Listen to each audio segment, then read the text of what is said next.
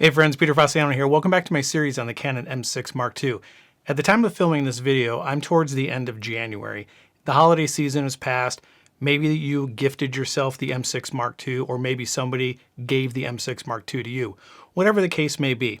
Today's video, we're going to do a walkthrough of the external features of the camera. If this sounds interesting to you, stick around. And if you like this content and you're new to the channel, I have about 24, 25 videos dealing with the M6 Mark II.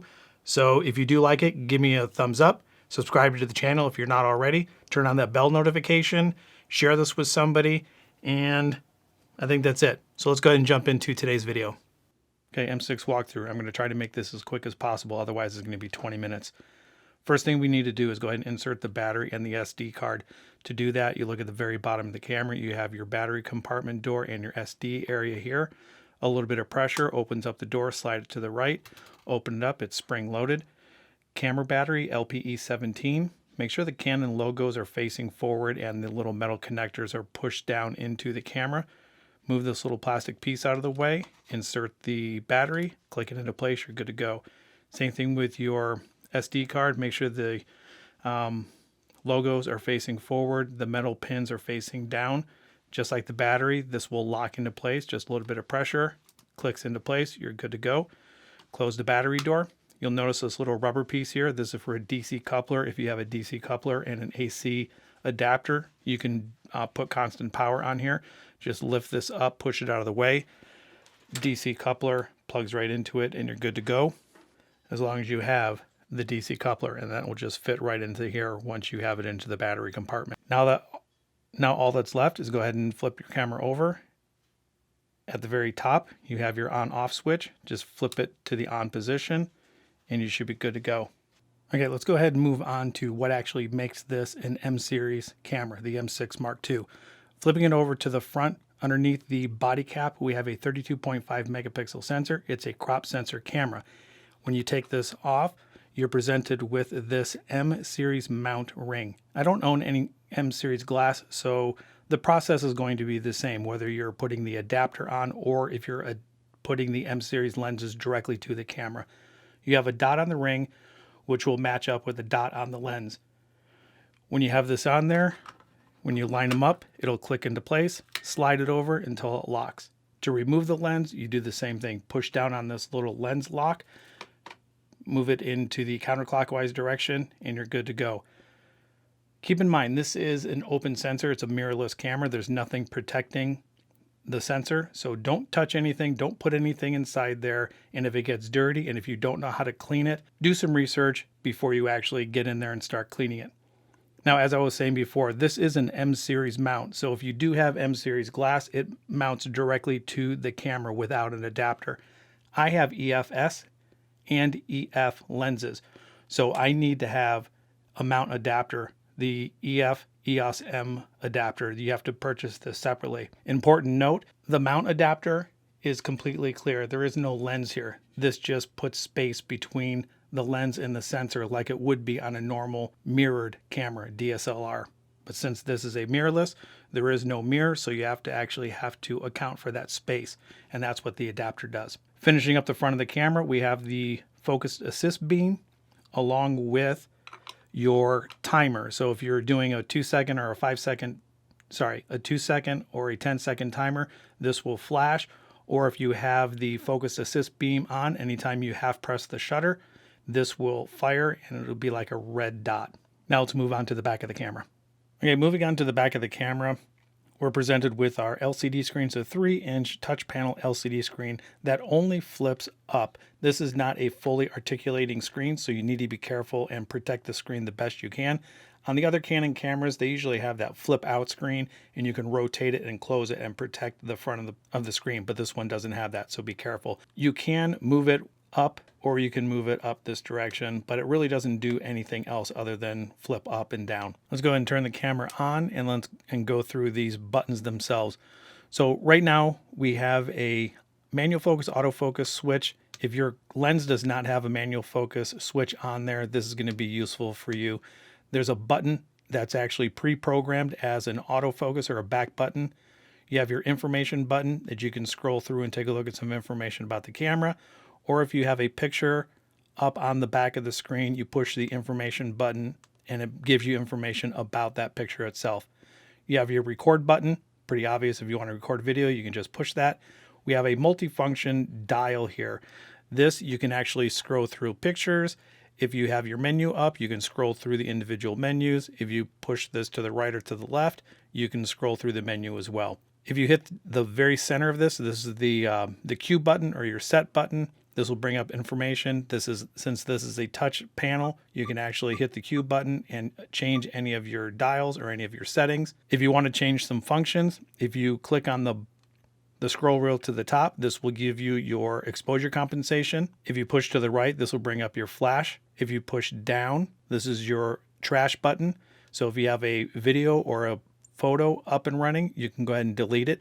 I suggest not deleting anything in camera. Wait until you get the stuff on the computer before you delete anything. The last function on here is your drive modes. So if you push this to the left, this brings all of your drive modes up. So you can choose single shot, high speeds, or your timer.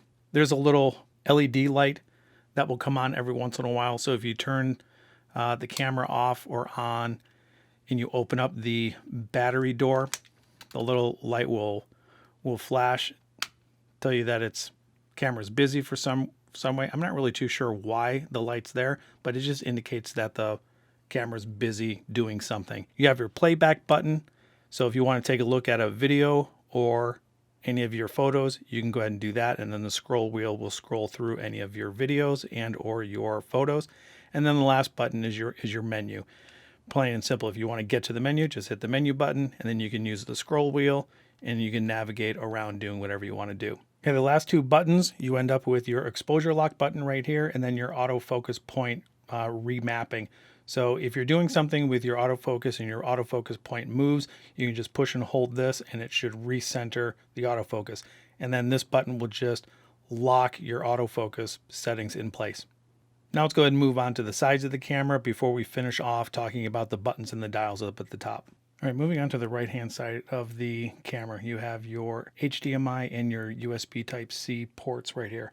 So if you use the USB Type-C cable, you can use the webcam utility or you can use this cable to transfer files from the camera to the computer. You also have an HDMI port. Now be careful, this is going to be a micro USB, not a full size and not the mini, and it's very fragile. So be careful when you're using this. If you have a capture card or if you're using an external recorder, sometimes they require the HDMI cable. Other than that, you have your camera strap connector and you also have a stereo speaker. On the other side of the camera, we have another port. This one we have our 3.5 millimeter headphone jack along with our cable release or your shutter release button. You can have a time lapse or an intervalometer that'll just plug in right there. And then you have your other camera strap connection point. And the only other thing on the sides of the camera that you should know about is the flash deployment button. This will deploy the flash aggressively. Just push it to one side and the flash will pop up. To put the flash back down, just go ahead and it'll click into place. And now let's go on to the top of the camera. Top left side of the camera, again, this is your flash. Again, aggressively, it deploys the flash. You have your hot shoe. You can attach a flash, microphone, external flash, anything that requires you to mount to the top of the camera. Now, one of the downsides of this, if you do have a microphone on here and you use the flip up screen, it kind of interrupts or gets in the way. So just pay attention to that. Next over, we have our dials. M just means that we are looking in full manual mode. That way you have all operations to the camera yourself. The camera's not going to make any decisions for you. If you turn it into the AV mode, this is going to be your aperture value mode. So you can set your aperture by turning this front dial here. The camera will set everything else. So if you want to pay attention or do something with your depth of field, you can change your aperture. Next one is your TV mode, time value. So once again, using your front dial, when you have this set, your camera's going to do everything for you with the exception of you being able to choose your shutter speed. And this deals with capturing motion. P mode, not exactly sure what this one does, but let me go ahead and turn the camera on and I'll show you the screen. In P mode or priority mode, if you move your back dial, you can change your exposure compensation. And then depending upon how much light is let into the camera, by moving the front dial, you can actually change your shutter speed. And when you change your shutter speed, your camera will automatically change your aperture. To be quite honest, I don't use any of these features. I'm a manual person, so let's go ahead and move on to the next one. Next up, we have the FV mode. Maybe it's favorite, maybe it's flexible, I don't know. Let me go ahead and show you what the screen looks like on this one. So when you're in this mode, the back dial, you can toggle between your shutter speed, your aperture, and your exposure compensation, along with your ISO. To change each of these settings, you just go ahead and rotate your front dial, and you can toggle between each one and set it to however you want prior to shooting, or during your shooting. I guess it doesn't really make a difference. So this is, I guess, FV. Let's move on to the next one. Your A+ is full manual. The camera will do absolutely everything for you, with the exception of taking a picture, which brings me to your shutter. If you half press your shutter button, it'll focus, and then when you fully press the shutter, it'll take a picture. Moving on to the next dial, this is basically kind of like a hybrid. Prior to shooting some stills, it will take a short video clip, and then you can start taking stills. Your scene mode, I have to turn the camera on to show you this. In your scene mode, you're going to go ahead and choose an individual scene first. Just use your scroll wheel, figure out which one you want to do, click OK, and you should be good to go. Moving on to your selective filters, I need to show you the screen on this one. When creating scenes, you can go ahead and flip through all of the different scenes or all the different filters that you can add to your stills. Again, you can mess around with the stuff. I'm not really familiar with how all of this works. Moving on to video mode, you're going to put this into video mode to shoot video. I've done a couple of videos showing how to do custom 1 and custom 2, and then I believe we go back to manual, which you guys should be shooting in anyway. I'm going to do a couple of videos on tips and tricks on getting off auto and getting onto manual. We have a dial function up at the top, and this one's going to be a little bit different. So I'm going to go ahead and push on the dial function, and based on your quick settings, you can move this dial or move the front dial, and you can change settings.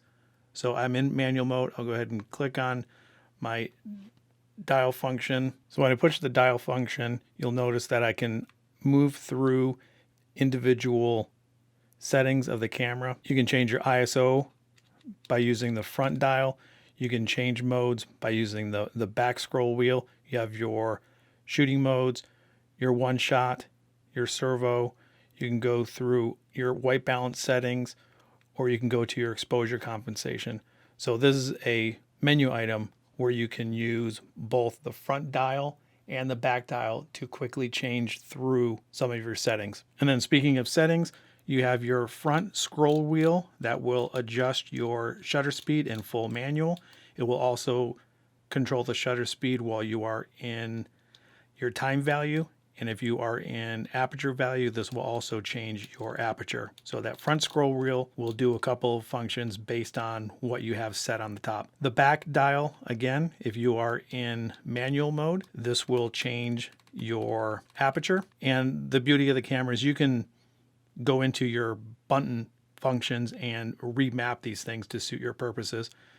The manual function, the MFN button up at the very front, this will toggle on and off your ISO. So if you want to change your ISO, you can push that button. Your ISO will pop up. In the back, you can change the ISO either by using the front dial or the back dial, depending on what you want to do. And then these two little tiny dots up here are your speakers. So if you don't have an external mic, you're going to be relying on these tiny little mic ports, and that's not good. Get yourself an external mic. There's also this little, I don't know if you can see it here, but typically on some cameras, they're usually highlighted with white. This just basically tells you where the sensor is on the camera itself. So the depth of where the sensor is, that kind of indicates that. I think the last thing is your power on and off button right here. So again, turn the camera off, just click it off, move it back to the on position, and you guys are good to go. Oh man, you guys, that one was a long one. I didn't really expect it to be that long. By the time I get done, it's probably gonna be about 16, 17 minutes. So there's a couple of things that I needed to say. First of all, I was doing some editing along the way, and I noticed there was some focusing issues with the R6. I don't know if it was a problem on my side or the camera. We'll see. I also now reset the preamps in the camera, so hopefully the audio is a little bit better. I have planned versus videos, the M6 Mark II with the R6. I'm also going to be doing some full frame and crop sensor comparisons. So stick around. This is my first video of the year. Lots more to come in 2021. Hope everybody is doing okay. Give me a like, share, subscribe. Comment down below if you guys made it this far. Just let me know that you made it this far and what you guys thought of the video. Actually, is the clarity of the video when it actually did work. And I think that's it. So I'll talk to you guys later. Bye.